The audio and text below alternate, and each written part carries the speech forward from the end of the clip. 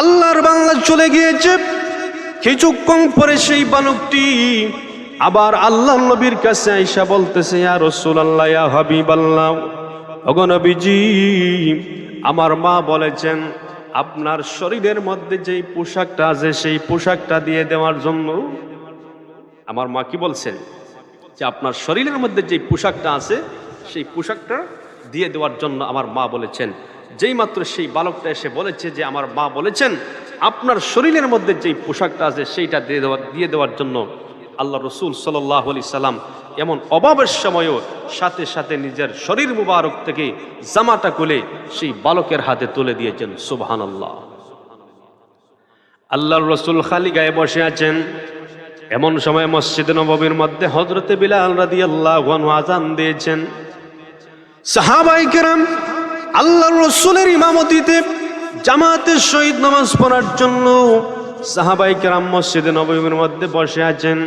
কিন্তু আল্লাহর হাবিব বিশ্ব নবী রাহমাতুল লিল আলামিন খালি গায়ে বসে আছেন হুজরার মধ্যে। এমত অবস্থায় হযরতে বিলাল রাদিয়াল্লাহু আনহু এসে দেখেন আল্লাহর নবী বিশ্ব নবী রাহমাতুল লিল আলামিনের শরীরের মধ্যে কোনো পোশাক নাই। হযরতে বিলাল বুঝতে পারলেন যে আল্লাহর রসুলের শরীরে পোশাক নাই, এজন্য তুই আল্লাহর রসুল সাল্লাল্লাহু আলাইহি সাল্লাম মসজিদে যাচ্ছেন না। এমত অবস্থায় আল্লাহ পাক সূরা বনী ইসরাঈলের একটা আয়াত নাজিল করেছেন, লা তাজআল ইয়াদাকা মাগলুলাতান ইলা উনুকিকা ওয়ালা তাবসুতহা কুল্লাল বাসতি ফাতাকউদা মালুবাম মাহসুরা। আল্লাহ পাক বলছেন, হে নবী, আপনি এমনভাবে কৃপণ হবেন না যে আপনার হাত গুটিয়ে নেবেন, কাউকে কিছু দিবেন না, আর এমনভাবে হাত প্রশস্ত করবেন না যে আপনার শরীরের জুব্বা মুবারকটা পর্যন্ত দিয়ে দিয়েছেন, এখন আপনার কাছে নামাজ পড়ার মতো পোশাক নাই, এমনটা আপনি হবেন না, বরং মধ্যম পন্থা অবলম্বন করবেন। আপনি মধ্যম পন্থা অবলম্বন করবেন, না হয় আপনি লজ্জিত হবেন, নিঃস্ব হয়ে যাবেন। আল্লাহ রসুলকে আল্লাহ পাক বলেছেন যে এমন পরিস্থিতিতে আপনি সবগুলি দিয়ে দিবেন না, বরং আপনি মধ্যম পন্থা অবলম্বন করবেন। আমি বলতে চেয়েছি যে আল্লাহ রসুল সাল্লাল্লাহু আলাইহি সাল্লামের চরিত্র এমন ছিল যে উনি সুখে দুঃখে এমনকি অভাবের সময়ও তিনি নিজের জুব্বাটা পর্যন্ত খুলে দিয়েছেন। সুবহানাল্লাহ। আমার তেলাওয়াতকৃত আয়াতের মধ্যে আল্লাহ রব্বুল আলামিন বিশ্বের ঈমানদার যারা, মুসলমান যারা, তাদেরকে বলছেন ওয়াসারিউ ইলা মাগফিরাতিম মির রাব্বিকুম, যে তোমরা দ্রুত অগ্রসর হও তোমাদের প্রভুর পক্ষ থেকে মাগফিরাতের দিকে, ওয়া জান্নাতিন, এবং জান্নাতের দিকে। জুড়ে বলেন সুবহানাল্লাহ। আল্লাহ আমাদেরকে বলছেন যে আল্লাহর পক্ষ থেকে মাগফিরাত এবং জান্নাত পাওয়ার জন্য আমরা দ্রুত অগ্রসর হওয়ার জন্য। যেই জান্নাতের প্রস্থ দৈর্ঘ্য নয়, প্রস্থ বলছেন আল্লাহ। একটা জিনিসের দৈর্ঘ্য আছে, প্রস্থ আছে। দৈর্ঘ্য থেকে সাধারণত প্রস্থ একটু খাটো হয় আর দৈর্ঘ্য লম্বা হয়। আল্লাহ বলছেন সেই জান্নাতের প্রস্থ হবে 7 আসমান এবং 7 জমিন। জুড়ে বলেন সুবহানাল্লাহ। প্রস্থ যদি এমন লম্বা হয় তাহলে দৈর্ঘ্য কি পরিমাণ হবে আল্লাহু আলাম। এত বিশাল জান্নাত আল্লাহ কাদের জন্য বানিয়েছেন? আল্লাহ বলেন উইদ্দাত লিল মুত্তাকিন, এত বিশাল জান্নাত আমি আল্লাহ মুত্তাকিন যারা তাদের জন্য বানিয়েছি। কাদের জন্য বানিয়েছেন? উইদ্দাত লিল মুত্তাকিন, যারা মুত্তাকিন আল্লাহ ওয়ালা তাদের জন্য বানিয়েছে। পরবর্তী আয়াতগুলিতে আল্লাহ পাক মুত্তাকিন বান্দা কারা তাদের 4টা পরিচয় তুলে ধরেছেন। কয়টা পরিচয়? মুত্তাকি আল্লাহ ওয়ালা কারা তাদের 4টি পরিচয় আল্লাহ তুলে ধরেছেন। এর মধ্যে প্রথম নম্বর পরিচয় আল্লাহ বলছেন, আল্লাযীনা ইউনফিকুনা ফিস সাররাই ওয়াদ-দাররা।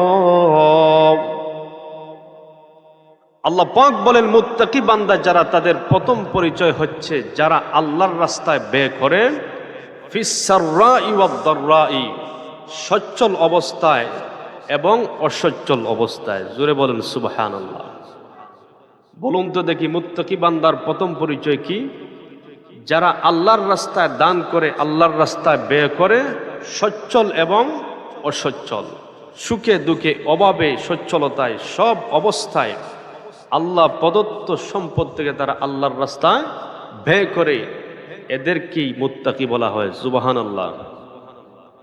আমাদের সমাজের কিছু মানুষ আছে, এরা দেখবেন সুখের সময় দুঃখের সময় আল্লাহকে খুব বেশি স্মরণ করে, কিন্তু যখন সুখ চলে আসে তখন আল্লাহর কথা বলে যায়। এমন চরিত্রের মানুষ আছে না নাই?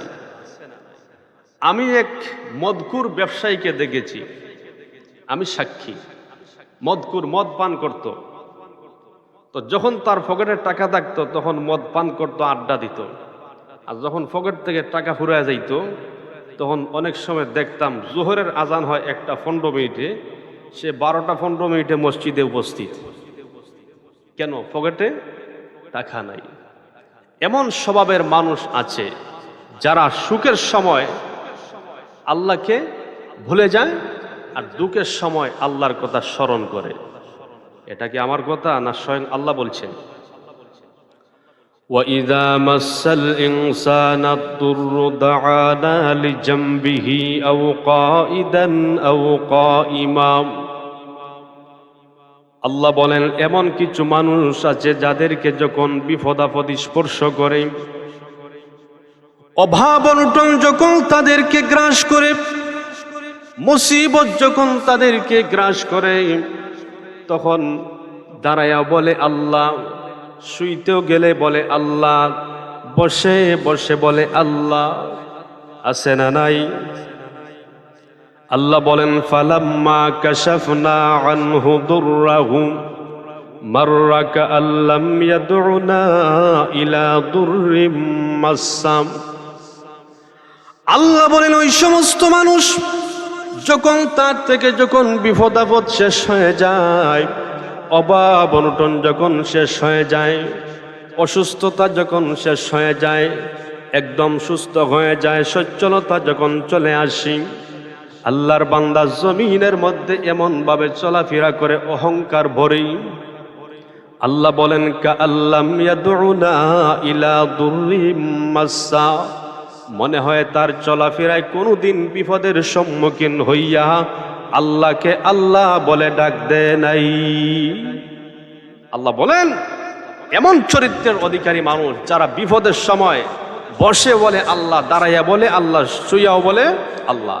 বিপদ যখন শেষ হয়ে যায় এমন অবস্থায় চলাফেরা করে যে জীবনে সে আল্লাহকে আল্লাহ বলে ডাক দেয় নাই।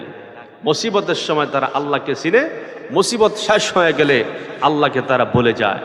মুসিবতের সময় কাফিররাও কিন্তু আল্লাহকে আল্লাহ বলে স্বীকার করত।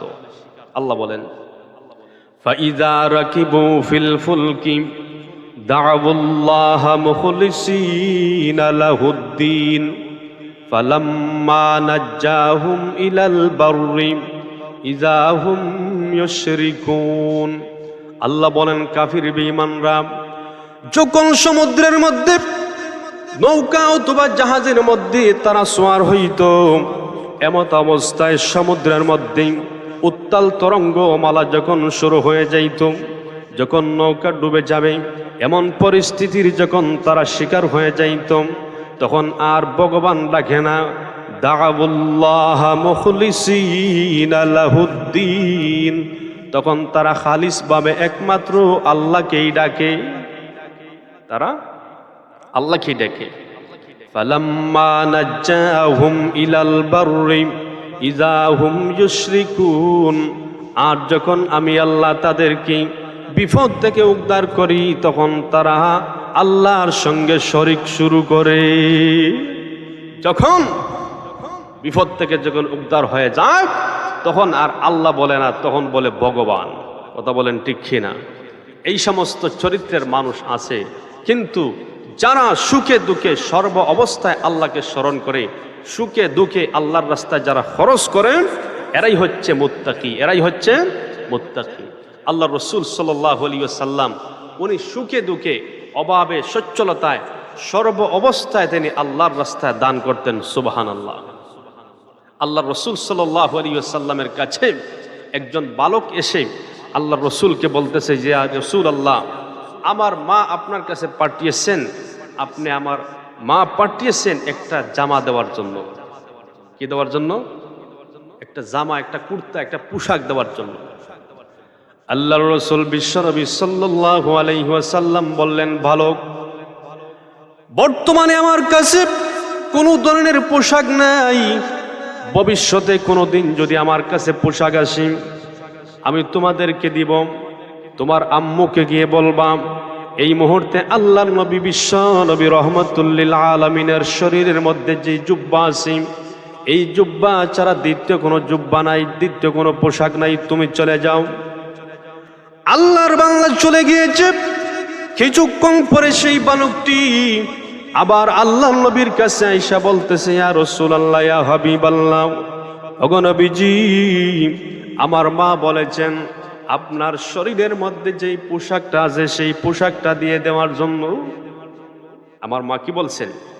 যে আপনার শরীরের মধ্যে যেই পোশাকটা আছে সেই পোশাকটা দিয়ে দেওয়ার জন্য আমার মা বলেছেন। যেই মাত্র সেই বালকটা এসে বলেছে যে আমার মা বলেছেন আপনার শরীরের মধ্যে যেই পোশাকটা আছে সেইটা দিয়ে দেওয়ার জন্য, আল্লাহ রসুল সাল্লাল্লাহু আলাইহি সাল্লাম এমন অভাবের সময়ও সাথে সাথে নিজের শরীর মুবারক থেকে জামাটা খুলে সেই বালকের হাতে তুলে দিয়েছেন। সুবহানাল্লাহ। আল্লাহর রসুল খালি গায়ে বসে আছেন। এমন সময় মসজিদ নববীর মধ্যে হযরতে বিলাল রাদিয়াল্লাহু আনহু আযান দিয়েছেন। সাহাবায়ে কেরাম আল্লাহর রসুলের ইমামতিতে জামাতের সহিত নামাজ পড়ার জন্য সাহাবায়ে কেরাম মসজিদে নববীর মধ্যে বসে আছেন। কিন্তু আল্লাহর হাবিব বিশ্ব নবী রহমাতুল লিল আলামিন খালি গায়ে বসে আছেন হুজরার মধ্যেই।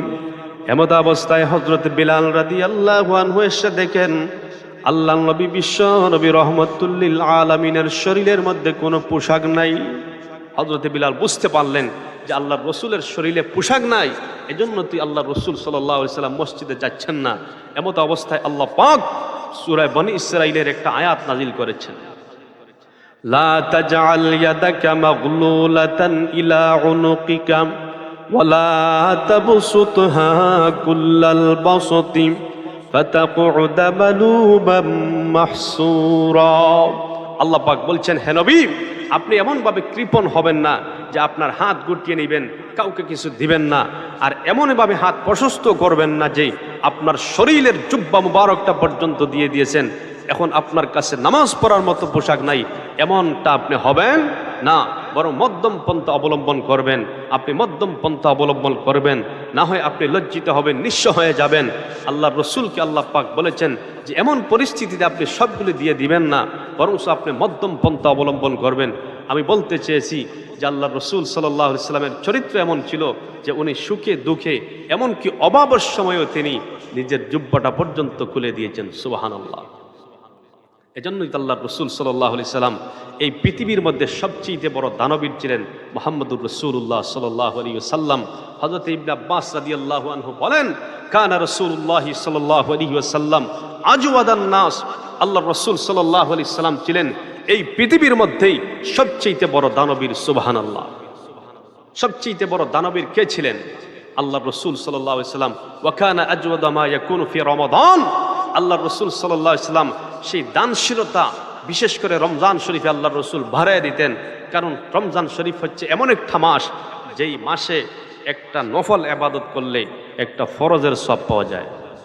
সুবহানাল্লাহ বলবেন না? আর একটা ফরজ আদায় করলে 70টা ফরজের সওয়াব পাওয়া যায়। তাছাড়া জিবরাইল আলাইহিস সালাম রমজান শরীফের প্রত্যেকটা রাত্রিতে আল্লাহর রসুলের কাছে আসতেন, আল্লাহর রসুলকে কোরআন শোনাইতেন, আর রসুলও জিবরাইলকে কোরআন শোনাইতেন। এজন্য আল্লাহর রসুল সাল্লাল্লাহু আলাইহি সাল্লাম এই রমজান মাসে সবচেয়ে বেশি দান করতেন। ফালা রাসূলুল্লাহ সাল্লাল্লাহু আলাইহি ওয়াসাল্লাম আজওয়াদু বিল খাইরি মিনার রিহিল মুরসালাম।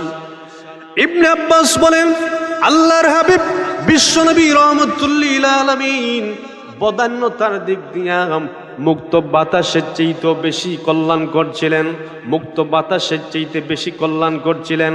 আল্লাহর হাবিব বিশ্ব নবী রহমাতুল লিল আলামিন এমন ভাবে দান করতেন, আল্লাহর নবীর অস্তিত্ব কোনো মানুষের জন্য ক্ষতির কারণ ছিল না। আল্লাহর নবীর সাহাবী ইবনে মাসউদ ইবনে আব্দুল্লাহ ইবনে আব্বাস রাদিয়াল্লাহু আনহু বলেন, আল্লাহ নবীর বদান্যতা মুক্ত বাতাসের চাইতে উত্তম ছিল। কারণ অনেক সময় বাতাস মানুষের প্রতিকূল হয়ে যায়, মানুষের জন্য ক্ষতির কারণ হয়ে যায়, কিন্তু আল্লাহ রসুল সাল্লাল্লাহু আলাইহি ওয়াসাল্লাম কোনোদিন কোনো মানুষের জন্য ক্ষতির কারণ ছিলেন না। এজন্য মিনার রিহিল মুরসালা ইবনে আব্বাস বলছেন যে আল্লাহ রসুল সাল্লাল্লাহু আলাইহি সাল্লাম মুক্ত বাতাসের চাইতে তার বদান্যতা বেশি কল্যাণকর ছিল। সুবহানাল্লাহ। তাহলে আল্লাহ পাক মুত্তাকিনদের প্রথম পরিচয় তুলে ধরছেন যে যারা সুখে দুঃখে সর্ব অবস্থায় যারা আল্লাহর রাস্তায় ব্যয় করে, আল্লাহর রাস্তায় খরচ করে, এরাই হচ্ছে মুত্তাকিদের প্রথম নম্বর বৈশিষ্ট্য। জুড়ে বলেন সুবহানাল্লাহ। 2 নম্বর বৈশিষ্ট্য, ওয়াল কাযিমিনাল গায়যা ওয়াল আফিনা আনিন নাস। আল্লাহ বলেন যেই জান্নাতকে আমি আল্লাহ মুত্তাকিদের জন্য বানিয়েছি, সেই জান্নাতের অধিবাসী কারা হবে? 1 নম্বর হলো যারা সুখে দুঃখে আল্লাহর রাস্তায় ব্যয় করে। 2 নম্বর ওই সমস্ত মানুষ মুত্তাকি যারা নিজের রাগকে কন্ট্রোল করতে পারে, যারা নিজের গুসাকে কন্ট্রোল করে, তারাই হচ্ছে মুত্তাকি। সুবহানাল্লাহ। মুত্তাকিদের 2 নম্বর বৈশিষ্ট্য কি? ওয়াল কাযিমিনাল গায়যা। যেই সমস্ত মানুষ নিজের রাগকে যারা কন্ট্রোল করে, এরাই হচ্ছে মুত্তাকি। আমাদের রাগ আছে না নাই? প্রত্যেকেরই তো রাগ আছে, কারণ মানুষকে আল্লাহ সৃষ্টি করেছেন, একটা অংশ আগুন আছে, আর আগুন থেকে রাগ আসে। এজন্য প্রত্যেকটা মানুষের রাগ আছে, কিন্তু সেই রাগটা দেখাইলে হবে না। আল্লাহ বলছেন মুত্তাকির 2 নম্বর পরিচয় হচ্ছে ওয়াল কাযিমিনাল গায়যা। যারা নিজের রাগকে কন্ট্রোল করে, তারাই হচ্ছে মুত্তাকি। আল্লাহ নবী বিশ্ব নবী রহমাতুল লিল আলামিনের কাছে একজন ব্যক্তি এসে বলছে, ইয়া রাসূলুল্লাহ আউসিনি, ওগো আল্লাহর হাবিব, আমি আপনার কাছে এসেছি, আপনি আমাকে কিছু নসিহত করেন। আল্লাহর রাসূল বলছেন, লা তাগযাব, কোনদিন গুসা করিও না। আল্লাহর বান্দা আবার বলছে, ইয়া রাসূলুল্লাহ, আমাকে কিছু নসিহত করেন। আল্লাহর রাসূল দ্বিতীয়বার বলেছেন, লা তাগযাব, তুমি গুসা করিও না। এইভাবে বারবার আল্লাহ রসুলকে বলছে, হুজুর ওয়াজ করেন। আল্লাহ রসুল বারবার বলছেন, তুমি কি করিও না? রাগ করিও না।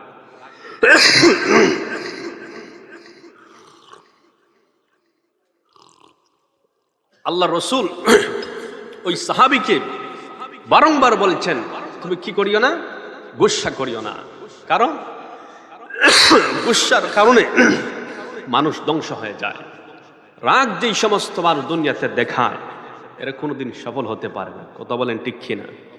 আল্লাহ পাক বলছেন ওয়াল কাযিমিনাল গায়জ, যারা নিজের গুসাকে, নিজের রাগকে যারা কন্ট্রোল করে, এরাই হচ্ছে মুত্তাকি। এজন্য আল্লাহ রসুল বলছেন, যদি আপনার রাগ এসে যায় তাহলে কি করবেন?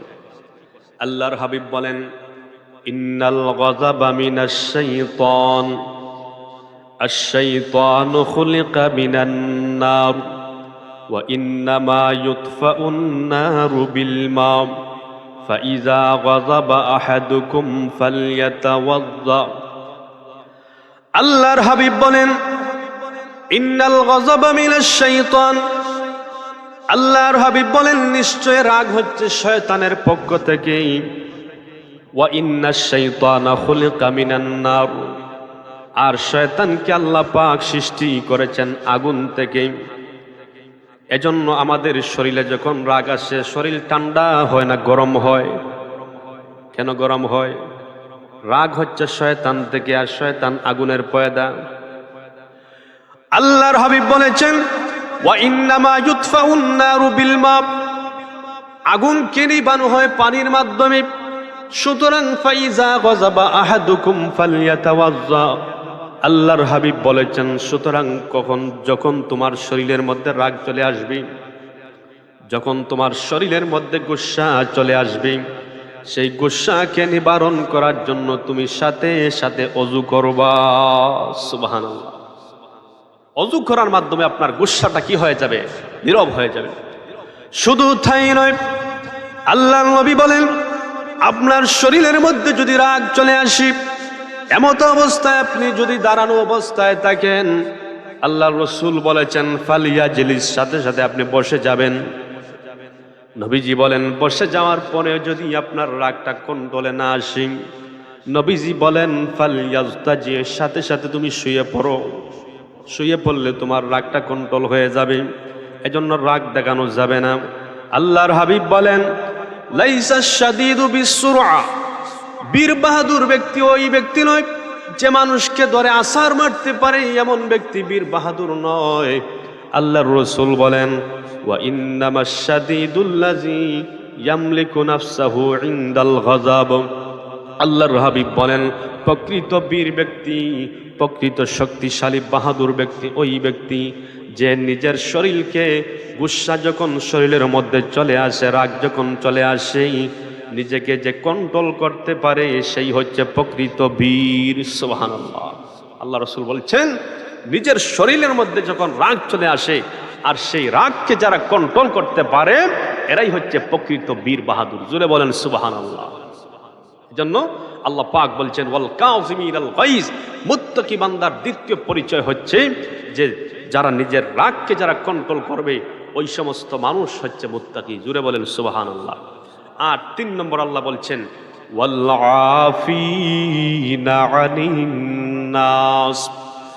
আল্লাহ বলেন মুত্তাকি বান্দার 3 নম্বর পরিচয় হলো ওয়াল আফিনা আনিন নাস, যারা মানুষকে বেশি বেশি মাফ করতে পারে, ক্ষমা করতে পারে, ওই সমস্ত মানুষ হচ্ছে মুত্তাকি।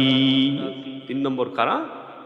যেই সমস্ত মানুষ মানুষকে ক্ষমা করতে পারে, ক্ষমা সুন্দর দৃষ্টিতে যারা দেখতে পারে, মানুষকে বেশি বেশি মাফ করতে পারে, এরাই হচ্ছে মুত্তাকি। জুড়ে বলেন সুবহানাল্লাহ। আমরা তো প্রতিশোধ নিতে চাই, আমরা মানুষকে মাফ করতে জানি না, আমরা মানুষের কাছ থেকে প্রতিশোধ গ্রহণ করা এটাই চিনি। কথা বলেন ঠিক কিনা? অথচ আল্লাহ রসুল সাল্লাল্লাহু আলাইহি ওয়াসাল্লামের আদর্শ কি ছিল? আল্লাহ রসুলের আদর্শ কি ছিল? আল্লাহ রসুল বলছেন, সিলমান কাতাআকা ওয়াফু আম্মান যালামাকা ওয়া আহসিন ইলা মান আসা ইলাইকা। আল্লাহ রসুলের চরিত্র হচ্ছে এমন, রসুল বলছেন সিলমান কাতাআকা, যে আপনার সাথে সম্পর্ক বিচ্ছিন্ন রাখতে চায় আপনি তার সাথে সম্পর্ক জোড়ান। জুড়ে বলেন না সুবহানাল্লাহ। ওয়াফু আম্মান যালামাকা, যে ব্যক্তি আপনার প্রতি জুলুম করেছে আপনি তাকে মাফ করে দেন, আপনি তাকে মাফ করে দেন, মাফ করে দেন। ওয়া আহসিন ইলা মান আসা ইলাইকা, আর আপনার সাথে যে দুর্ব্যবহার করে আপনি তার সাথে উত্তম ব্যবহার করুন। জুড়ে বলেন সুবহানাল্লাহ। এটাই হচ্ছে তো আমার রাসূল সাল্লাল্লাহু আলাইহি ওয়াসাল্লামের আদর্শ। আল্লাহ পাক বলছেন, লাকাদ কানা লাকুম ফি রাসূলিল্লাহি উসওয়াতুন হাসানা। মুহাম্মদুর রাসূলুল্লাহ সাল্লাল্লাহু আলাইহি ওয়াসাল্লাম হচ্ছেন আমাদের জন্য সর্বোত্তম আদর্শ।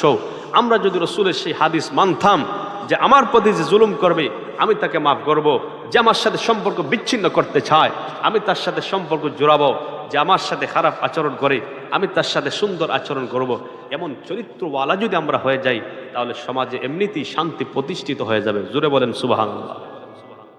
আল্লাহ পাক বলছেন, ওয়াল আফিনা আনিন নাস, ওয়াল আফিনা আনিন নাস। ইমানদার বান্দার 3 নম্বর বৈশিষ্ট্য হচ্ছে যারা মানুষকে মাফ করে, মানুষকে ক্ষমা সুন্দর দৃষ্টিতে যারা দেখে ওই সমস্ত মানুষ হচ্ছে মুত্তাকি। জুড়ে বলেন সুবহানাল্লাহ। আল্লাহ রসুল সাল্লাল্লাহু আলাইহি ওয়াসাল্লাম যেই দিন মক্কা বিজয় করেছেন, আল্লাহর হাবিব সাল্লাল্লাহু আলাইহি ওয়াসাল্লামকে মক্কার কাফির বেঈমানগুলো নিজের জন্মভূমি থেকে বহিষ্কার করেছে। আল্লাহ রসুল সাল্লাল্লাহু আলাইহি ওয়াসাল্লাম কেঁদে কেঁদে মক্কা ছেড়ে, জন্মভূমি ছেড়ে মদিনার দিকে হিজরত করেছেন। আল্লাহ রসুল সাল্লাল্লাহু আলাইহি ওয়াসাল্লাম 8ম হিজরিতে রমজান মাসের 10 তারিখ যখন 10,000 সাহাবায়ে কেরামদেরকে নিয়ে মক্কার বিজয়ের উদ্দেশ্য, মক্কা বিজয় করার উদ্দেশ্যে যখন রওনা দিয়েছেন, আল্লাহ রসুল সাল্লাল্লাহু আলাইহি ওয়াসাল্লামের মক্কা ঢোকার খবর যখন কাফির বেঈমানরা পাইল, এরা বলতেছে উপায় নাই, যেই মুহাম্মদকে আমরা দেশান্তর করেছি, বাড়িঘর সব কিছু থেকে তাকে বহিষ্কার করে আমরা মদিনার মধ্যে তাড়িয়ে দিয়েছি, সেই মুহাম্মদ আজকে বিজয়ী বেশি মক্কার মধ্যে প্রবেশ করেছে, না জানি আমাদের সাথে আজকে কি ব্যবহার করে, না জানি আমাদের সাথে কি ব্যবহার করে। এই বলে মানুষগুলো মক্কা থেকে চতুর্দিকে পালাচ্ছে মুহাম্মদুর রাসূলুল্লাহর ভয়ে। জোরে বলেন সুবহানাল্লাহ। কিন্তু আল্লাহর হাবিব বিশ্ব নবী রহমাতুল লিল আলামিন মক্কা থেকে, মক্কার মধ্যে যখন 10,000 সাহাবায়ে কেরামের বাহিনী নিয়ে যখন আল্লাহর হাবিব বিশ্ব নবী রহমাতুল লিল আলামিন মক্কাতে প্রবেশ করেছেন, মক্কাতে প্রবেশ করার পরে মক্কার কাফির বেঈমানগুলো আল্লাহর হাবিবের ভয়ে চতুর্দিকে দৌড়াদৌড়ি শুরু করেছে। আল্লাহর হাবিব সাল্লাল্লাহু আলাইহি ওয়াসাল্লাম সেই দিন মক্কাতুল মুকাররমার মধ্যে ঢুকে কি বলেছেন? আল্লাহর হাবিব বলেন, লা তাসরিবা আলাইকুমুল ইয়াউম। হযরত ইউসুফ আলাইহিস সালাম তার ভাইদের ব্যাপারে যেই কথা বলেছেন যে আজকে তোমাদের কাছ থেকে আমি কোনো প্রতিশোধ গ্রহণ করব না। তোমরা আমাকে অনেক কষ্ট দিয়েছো, আমাকে মিশর পর্যন্ত, আমাকে বাড়িঘর থেকে বিতাড়িত করেছো, আমাকে হত্যা করার জন্য তোমরা পরিকল্পনা করেছো। আজকে আল্লাহ পাক তোমাদেরকে আমার সামনেই একদম গোলামের বেশি আল্লাহ পাক তোমাদেরকে এনেছেন। কিন্তু আমি ইউসুফ বলতেছি, লা তাসরিবা আলাইকুমুল ইয়াউম, আমি ইউসুফ তোমাদের কাছ থেকে কোনো প্রতিশোধ গ্রহণ করব না। আল্লাহ যেন আমাকে এবং তোমাদেরকেও মাফ করে দেন। আল্লাহর হাবিব বলেন, ইউসুফ আলাইহিস সালাম যেইভাবে ভাইদের ব্যাপারে ক্ষমা সুন্দর দৃষ্টিতে বলেছেন, লা তাসরিবা আলাইকুমুল ইয়াউম, আজকের দিন তোমাদের কোনো প্রতিশোধ গ্রহণ করব না। আমি বিশ্বনবী রাহমাতুল লিল আলামিন মক্কার কাফির তোমাদেরকে বললাম, আমিও তোমাদের কাছ থেকে কোনো প্রতিশোধ গ্রহণ করব না। আল্লাহর হাবিব বিশ্বনবী মক্কাতে ঢোকার পরে মক্কার কাফিরদের উদ্দেশ্যে আল্লাহর রাসূল বলেছেন, আমি তোমাদেরকে কোনো দরা পাকড়াও করব না, তোমাদেরকে মারব না, তোমাদেরকে হত্যা করব না। আল্লাহর নবী বলেন, যেই ব্যক্তি আজকের এই ফতহে মক্কার দিন বাইতুল্লাহ শরীফ অর্থাৎ মসজিদুল হারামের মধ্যে যারা প্রবেশ করবে, ফাহুয়া আমিনুন, সে নিরাপদ হয়ে যাবে। ওয়ামান দাখালা ফি দারি আবু সুফিয়ান ফাহুয়া আমিনুন। আল্লাহর রাসূল বলেন, আজকের দিন যেই ব্যক্তি আবু সুফিয়ানের ঘরে প্রবেশ করবে সেও নিরাপদ। এমনকি যেই সমস্ত মানুষ নিজের ঘরের মধ্যে দরজা বন্ধ করে বসে থাকবে, আমি তাদেরকেও মাফ করে দিলাম।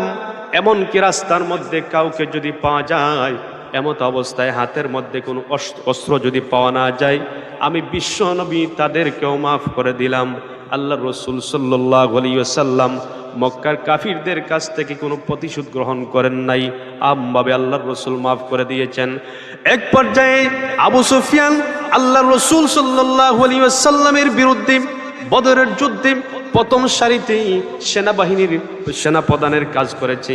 উহুদের যুদ্ধে আল্লাহর রসুলের বিরুদ্ধে যে জিহাদ করেছে, যুদ্ধ করেছে, সেই আবু সুফিয়ান যখন গ্রেফতার হয়ে সাহাবায়ে কেরামের হাতে গ্রেফতার হয়ে যখন আল্লাহর রসুল সাল্লাল্লাহু আলাইহি ওয়াসাল্লামের কাছে এসেছে, আবু সুফিয়ান মনে মনে চিন্তা করে, আজকের দিন তো আমার আর বাঁচার কোনো আশা করা যায় না, কারণ যেই মুহাম্মদের বিরুদ্ধে আমি উহুদের যুদ্ধ করেছি, খন্দকের যুদ্ধ করেছি, বদরের যুদ্ধ করেছি, সেই মুহাম্মদ আজকে আমাকে পাকড়াও করেছি, আজকে তো আমার বাঁচার কোনো উপায় নেই।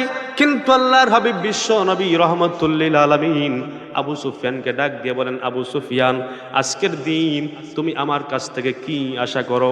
আবু সুফিয়ান ডাক দিয়ে বলে, ইয়া রাসূলুল্লাহ, আমি আজকে আপনার কাছ থেকে এমন আশা করি, সন্তান যদি বাবার সঙ্গে বেয়াদবি করে, সন্তানকে বাবা যেমন মাফ করে দেয়, আমি আপনার কাছ থেকে সেই আশা করি।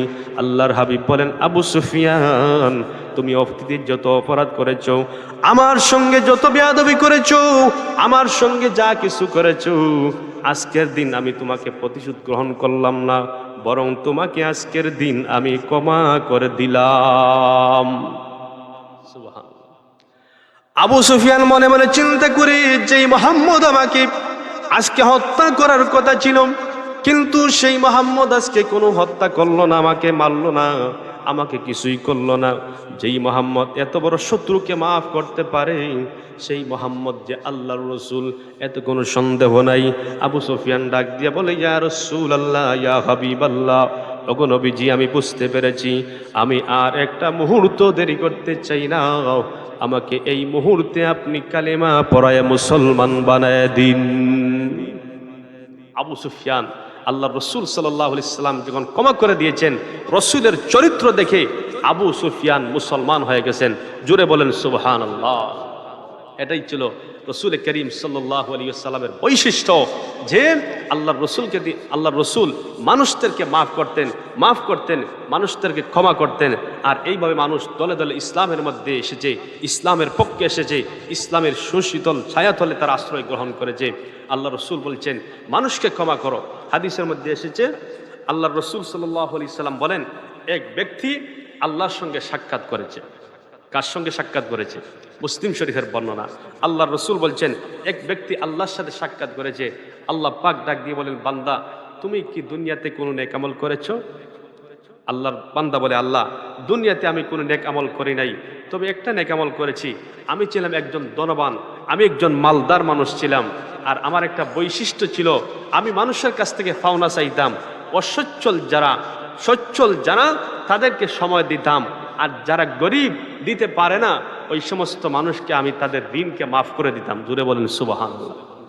আল্লাহ পাক ডাক দিলেন, বান্দা মাফ করে দেওয়া এটা তো আমার বৈশিষ্ট্য। যেহেতু তুমি একজন পাওনাদারকে মাফ করে দিছো, সুতরাং আমি আল্লাহ তোমাকে মাফ করে দিলাম। জুড়ে বলেন সুবহানাল্লাহ। আল্লাহ পাক বলছেন, ওয়াল আফিনা আনিন নাস, যেই সমস্ত মানুষকে ক্ষমা করে, মানুষকে যারা মাফ করে, এরাই হচ্ছে মুত্তাকি। এই জন্য মানুষকে ক্ষমা সুন্দর দৃষ্টিতে দেখতে পারবো তো ইনশাল্লাহ। মানুষ ভুল করে, মানুষকে আপনি চেষ্টা করবেন মাফ করে দেওয়ার জন্য। যদি আপনি মাফ করে দেন, আমাকে মাফ করে দিবেন কে? আরো জোরে বলেন।